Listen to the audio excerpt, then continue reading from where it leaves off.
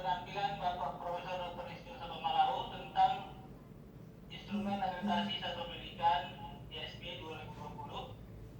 Beliau sudah siap untuk memaparkannya.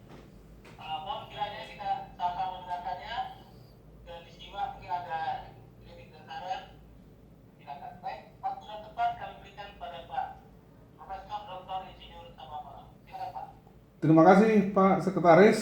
Jadi gambaran instrumen akreditasi satuan pendidikan adalah judul dari makalah saya. Saya tadi di sesi pertama sudah menunjukkan kira-kira pergeseran dari paradigma itu dari compliance ke performance, dan kita sudah katakan tadi bahwa sekarang ini di IASP 2020 kita masuk ke principle based, dan komponen itu ada 4, yaitu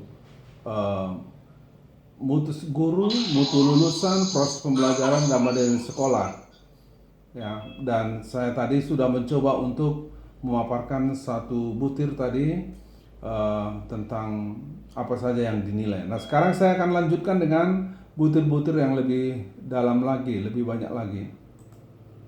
Ini dia. Tadi butir yang pertama. Saya ambil contohnya dari SMA. Saya ambil contohnya dari SMA dulu yang pertama ini. Dan butir pertama tadi karakter siswa sudah kita diskusikan, kita pelajari lah, kita sharing dari level 4321, dan kesimpulannya adalah diambil dari telah dokumen, observasi, dan wawancara untuk butir 1 ini. Kalau kita pelajari butir demi butir ini, indikator demi indikator, maka tidak selalu telah dokumen, observasi, dan wawancara menjadi dasar kita untuk menetapkan pada level berapa pada butir itu sekolah itu. Bisa hanya 2, misalnya telah dokumen dengan observasi atau telah dokumen dengan wawancara, tapi bisa juga 4, yaitu dengan penambahan angka. Tapi saya tidak akan mungkin, karena tidak cukup waktu mungkin untuk membicarakan satu persatu indikator-indikator ini. Kita coba mengambil satu saja indikator dari setiap komponen itu.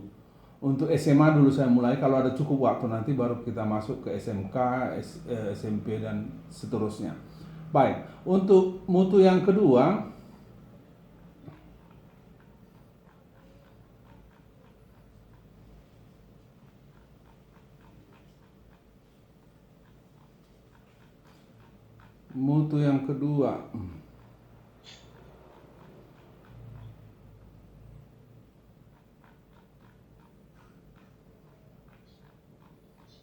sambil kita lihat.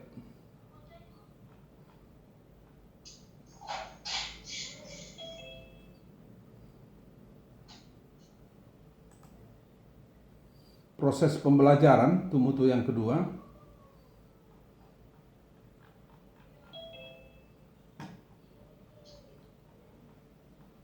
Ini nampaknya hang. Ya, kita ambil satu saja, yaitu kualitas pembelajaran di kelas.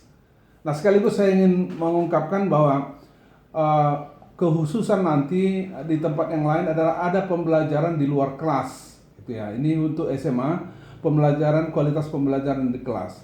Kita lihat dulu ke bawah, apa saja yang harus dilakukan, yaitu tetap telah dokumen, observasi, dan wawancara. Kembali selalu ada pendefinisian dan apa yang dilakukan oleh asesor di lapangan.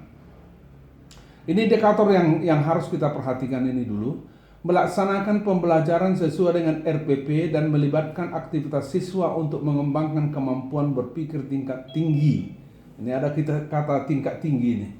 Nah, sebenarnya indikator ini kemudian dirumuskan di pernyataan rumus. Disebut di sini rumusan pernyataan. Proses pembelajaran berlangsung secara efektif dengan melibatkan seluruh siswa sehingga terjadi proses pembelajaran secara aktif serta mengembangkan keterampilan berpikir tingkat tinggi sesuai dengan rencana pelaksanaan pembelajaran yang telah disusun.